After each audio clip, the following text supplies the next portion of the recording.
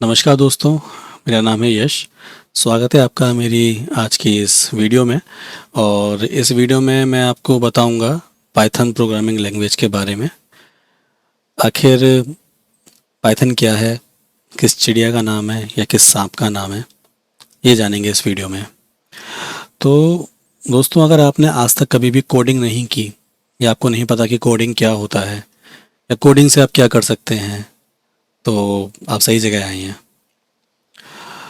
तो पहले ये जान लेते हैं कि लैंग्वेज क्या होती है। तो जैसे मैं आपसे बात कर रहा हूँ तो मैं भी हिंदी में बात कर रहा हूँ, बीच बीच में मैं कुछ इंग्लिश के वर्ड भी यूज़ करूँगा, है ना। तो ये लैंग्वेज है। जैसे कि मैं आपसे बात कर रहा हूँ, एक ह्यूमन, एक इंसान बात कर रहा है आपसे। अब मुझे बात करनी है मेरे कंप्यूटर से, तो मैं कंप्यूटर को नहीं बोल सकता कि मेरे लिए कुछ काम कर दो। सिर्फ मेरी कमांड पे नहीं चल पाएगा ये, मुझे इससे बात करनी पड़ेगी। मैं बात कैसे करूँगा? तो मैं बात करूँगा एक लैंग्वेज के थ्रू, जैसे मैं आपसे बात कर रहा हूँ। लेकिन जिस लैंग्वेज के थ्रू हम कंप्यूटर से बात करते हैं उसे हम बोलते हैं कोडिंग। अब चलिए, तो समझ में आ गया कोडिंग, है ना। अब बात करते हैं कि कौन कौन सी लैंग्वेजेस हैं हमारे पास। बहुत सारी लैंग्वेज हैं।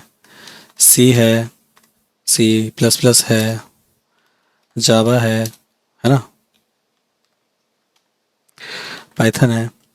तो अब अगर मुझे आपसे बात करनी है तो मैं हिंदी में बात करूँगा। मैं आपसे इंग्लिश में भी बात कर सकता हूँ। अगर दूसरी लैंग्वेज आती है पंजाबी, उर्दू, तो उसमें भी बात कर सकता हूँ आपसे। तो लेकिन यहाँ पे इतनी सारी लैंग्वेज क्यों हैं? सी, सी प्लस प्लस, जावा, पाइथन, बहुत सारे का नाम लिखा नहीं मैंने अभी।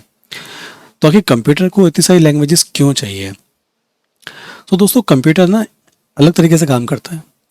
यहाँ पे हमारे ना अलग अलग गोल होते हैं। अलग अलग गोल को अचीव करने के लिए ना हम अलग अलग लैंग्वेजेस का यूज़ करते हैं।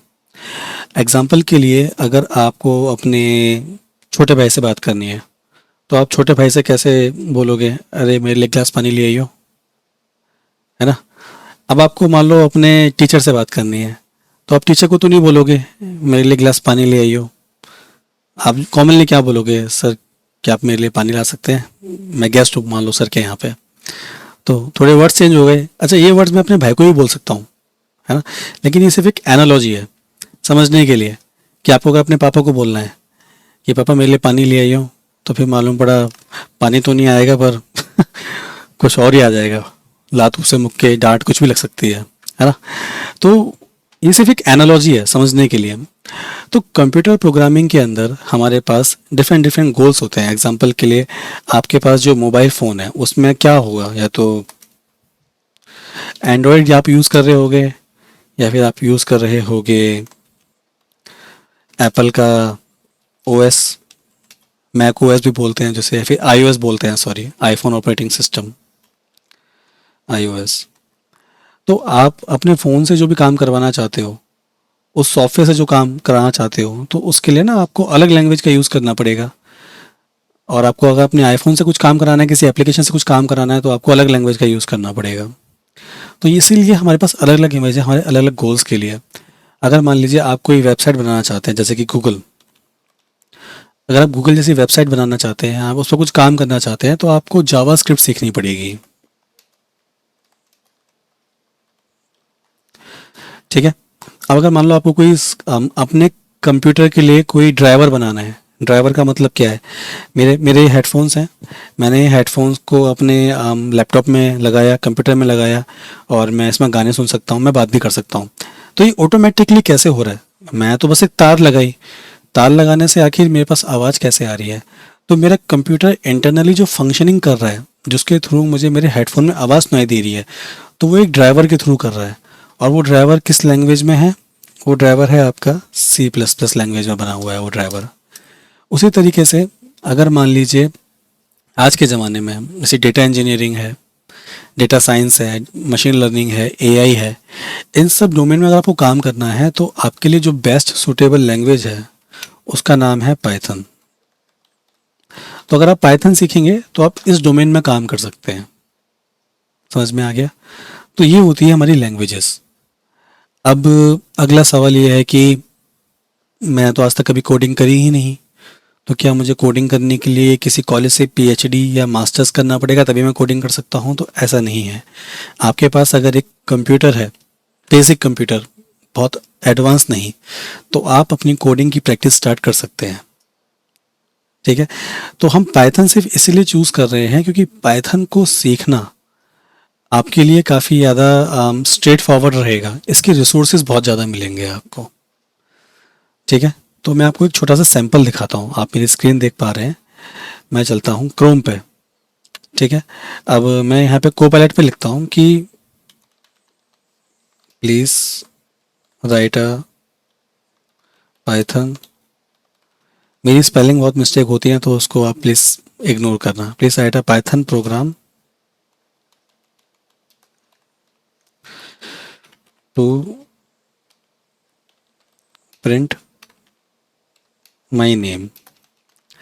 आप ये सब कुछ भूल जाओ कि प्रोग्राम क्या होता है, ये किस तरीके से करना है, ये सब अभी आप भूल जाओ। जैसे जैसे ये कोर्स आगे बढ़ेगा वैसे वैसे मैं आपको बहुत आसान तरीके से बताऊंगा कि आप भी कैसे कोडिंग कर सकते हैं। अब आप ये देखिए, यहाँ पे लिखा है प्रिंट यश सिंह। ये एक कोड है, ये जो आप देख रहे हैं ना, ये कोड है। ये मेरा विजुअल स्टूडियो है, मतलब ये एक सॉफ्टवेयर है जहाँ पे मैं अपने कोड की प्रैक्टिस कर सकता हूँ। इसको इंस्टॉल आप कैसे करेंगे, कैसे इसको चलाएंगे, वो सब देखेंगे। अभी आप वो सब कुछ भूल जाओ, अभी मैं जो करके दिखा रहा हूँ बस वो देखो।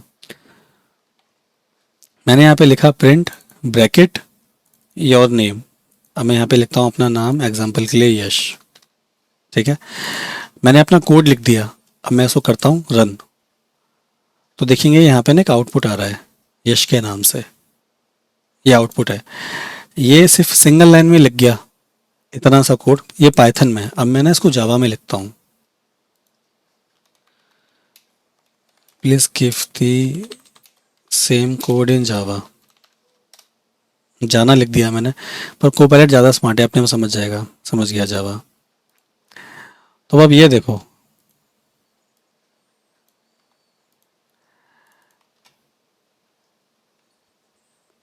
ये है जावा का कोड। ठीक है, और ये है हमारा पाइथन का कोड। इसको थोड़ा बड़ा कर लेते हैं।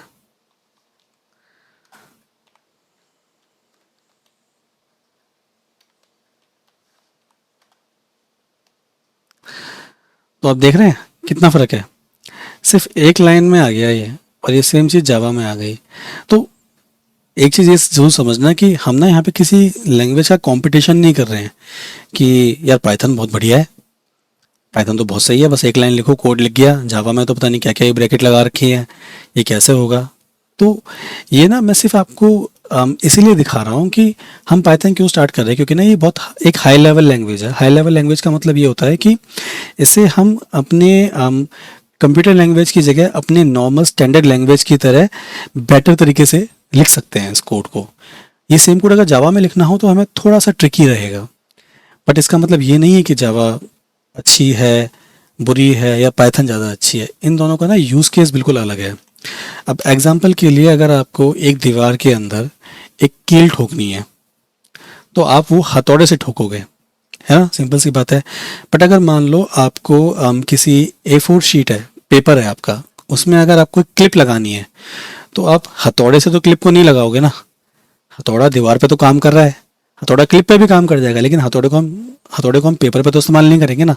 तो दोनों के यूज़ केस बिल्कुल अलग अलग हैं। तो पहले हमें ये समझना बहुत ज़्यादा ज़रूरी है कि हम जो भी कुछ सीखना चाहते हैं वो हम क्यों सीखना चाहते हैं, उसका यूज़ केस क्या है। ठीक है, तो प्लीज़ लड़ना मत मेरे से कि जावा ज़्यादा अच्छी है, पाइथन अच्छी है, C++ अच्छी है। सबके अपने अपने अलग अलग यूज़ केसेस हैं जिसके हिसाब से हम काम करेंगे। ओके, सो इस वीडियो का मेन कंटेक्स्ट था पाइथन।